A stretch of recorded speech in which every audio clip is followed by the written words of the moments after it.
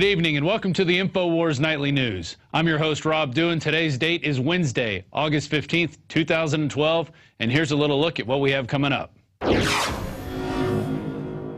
Tonight, the U.S. Army unveils 21st century robotic airships. The 7-story football-sized surveillance Zeppelin is an unmanned hybrid airship to be used for surveillance missions. Then, are eggs more dangerous than Al-Qaeda? A new so-called study challenges the health benefits of eggs. No yolk. Plus, the Arkansas police released the video of the handcuffed man who shot himself in the head. But wait, it's a reenactment video, and the police chief says it's easy to shoot yourself while being handcuffed. And finally, when you get pulled, what do you say and what do you do to protect your rights? Eddie Craig joins us in studio with sound advice on how to survive the system. All that and more up next on the INFOWARS Nightly News.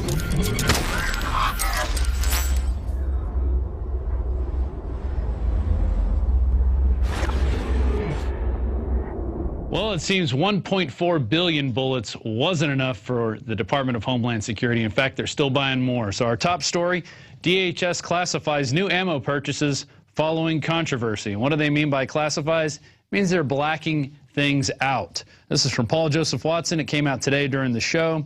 During the radio show earlier today.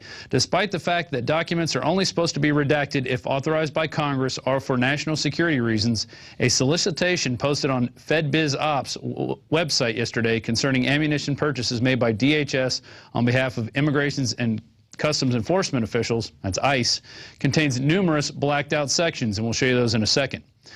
The solicitation explains how the contract put out by the DHS to purchase the ammunition was not subject to full and complete competition, a process justified by what DHS claims was an unusual and compelling urgency to acquire the bullets, noting that there is a shortage of bullets which is threatening a situation which could cause substantial safety for the government should law enforcement officials not be adequately armed. And there's the blacked out sections you can see right there.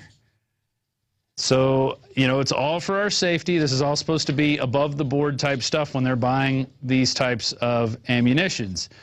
They just put in an order for 750 million rounds back in late March. There was 450 million rounds of hollow point .40 caliber.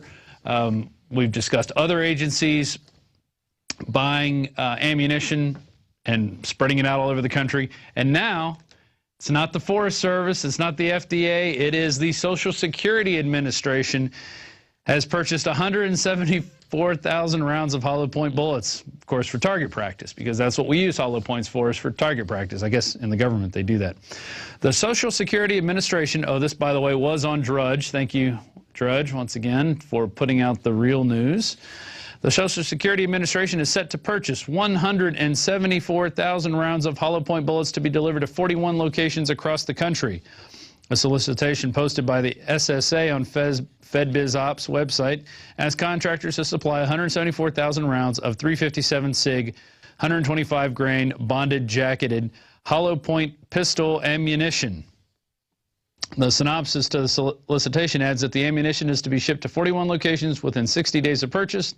A separate spreadsheet lists those locations, which include the Social Security headquarters in Baltimore, as well as major cities across the country, including Los Angeles, Detroit, Oklahoma City, Dallas, Houston, Atlanta, Denver, Philadelphia, Pittsburgh, and Seattle.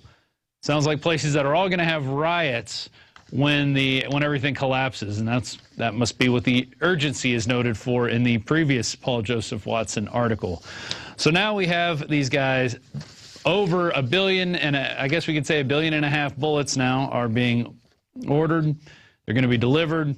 And initially, there's another interesting point in this article. Despite initially asking the bullets to be delivered to the National Weather Service, NOAA claimed this was a clerical error and insisted the ammunition was for the Fisheries Office of Law Enforcement. But why would they need powerful hollow point bullets to tear apart internal organs that are normally used to tear apart turtle organs, and when these are only needed for paper targets, as they say in their purchase order?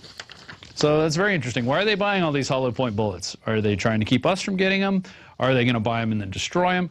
Or are they going to be using them to shoot American citizens in the back, in the face, wherever they might be, in the backs of police cars while they're handcuffed. We'll get to that story in a little bit. But let's move on. In fact, here it is.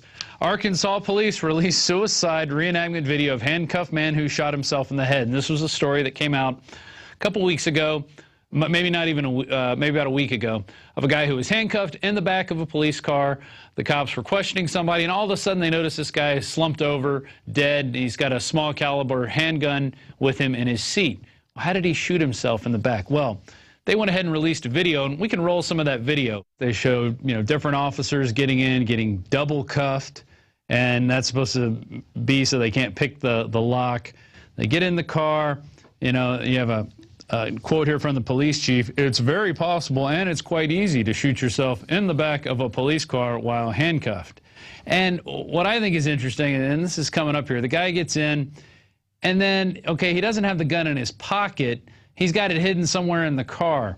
So apparently what they're saying is he stashed the weapon in the car at some point and then pulled it out after he was searched twice. Not once, but twice. And, oh, yeah, see, look, everybody's able to do it. I mean, the cops can do it, Is it dark? What were the situations that he got stopped at? But no, there he is. Then they show, other people doing it, getting in. Here's a lady getting in. She's a little smaller. They show a 6'2" guy. And I want to go over a couple things that the family said before we get into the meat of this article. The family says, I think they killed him. My son wasn't suicidal, said Carter's mother, Teresa Carter. She also noted that Chavez was shot in the right temple, yet he is left-handed. Carter also points out that Chavez called his girlfriend while pulled over and assured her that he would contact her again when he got to jail. So that sounds like a guy who's about ready to kill himself. He's making future plans. He's not suicidal. He's happy. And so we go to the story here. This is from Steve Watson. Arkansas police released suicide reenactment video of handcuffed man who shot himself in the head. The story hit headlines earlier this month as officers claim that 21-year-old Chavez Carter killed himself after being searched on suspicion of possession of marijuana. Officers double-locked the handcuffs, making it harder for the lock to be picked, but claim that Carter was able to pull out a hidden gun, raise it to his head, and pull the trigger while they were temporarily away from the car. Moving on, it says, as part of the investigation into his death and perhaps in response to the claims of foul play, police released a video depicting several officers of different heights and builds being cuffed and still being able to raise a concealed replica gun to their heads. I don't know. I call BS. I mean, that's really all I can say. I find it very hard to believe that they searched the guy and did not find a gun on him.